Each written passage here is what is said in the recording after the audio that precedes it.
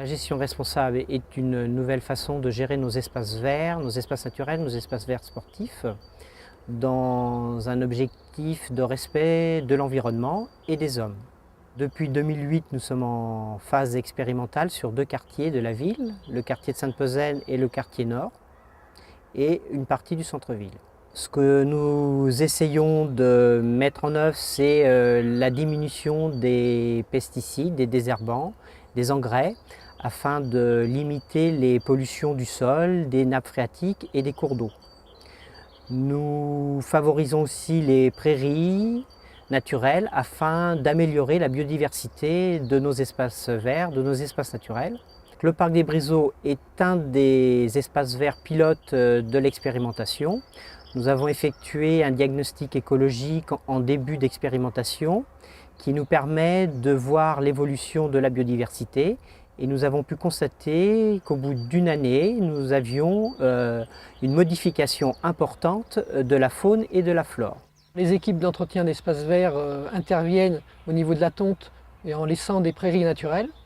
Sont apparus donc des papillons qui ne venaient plus sur ce site, des oiseaux, et on a aussi au niveau de la flore des orchidées pyramidales qui avant ne poussaient pas parce qu'on fauchait trop régulièrement. Donc là maintenant on a ces nouvelles variétés d'orchidées. Tous nos déchets de taille sont broyés pour faire un paillage qu'on utilise dans nos massifs d'arbustes pour limiter les arrosages et puis favoriser la vie microbienne et limiter aussi la levée des mauvaises herbes. Ici, nous avons semé des vivaces pour limiter l'utilisation des désherbants.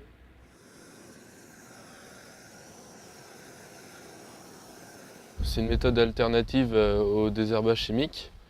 Et en fait, ça permet de brûler les cellules de la plante. On traite les surfaces minérales, ce qui est pavé, exemple Red Agricatrice, quai de la préfecture. Et ensuite, on l'utilise surtout sur les calcaires et ensuite les pieds des arbres.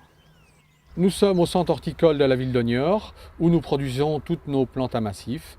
Il y a 2 ans, nous avons fait construire un bassin de récupération des eaux pour arroser toutes nos plantes. Et pour économie par rapport à la gestion de l'eau, ce bassin nous sert à arroser pratiquement pendant 6 mois de l'année. La lutte biologique, c'est un moyen de lutte contre les parasites que nous avons dans les serres, un moyen biologique naturellement. Donc on n'utilise pas de produits ou très peu de produits chimiques.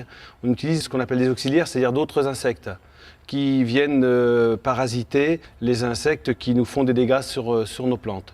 Sur la plupart des insectes, nous avons de meilleurs résultats avec la lutte biologique.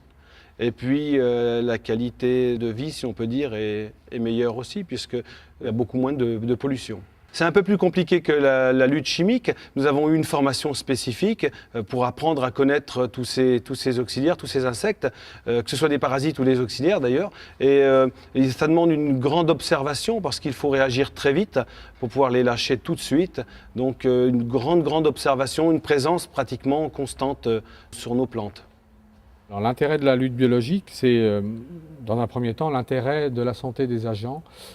Avant, ils employaient des produits phytosanitaires, des insecticides et des fongicides, inhalaient des produits chimiques malgré qu'on puisse mettre des protections, surtout dans des milieux clos, il y a toujours une rémanence du produit. Donc la lutte biologique intégrée a nettement amélioré les conditions de travail de nos agents. La gestion différenciée modifie l'environnement urbain. Un exemple concret, cette allée, il y a encore quelques années, il y a 2 ans, était régulièrement traitée chimiquement. Aujourd'hui, nous privilégions la biodiversité.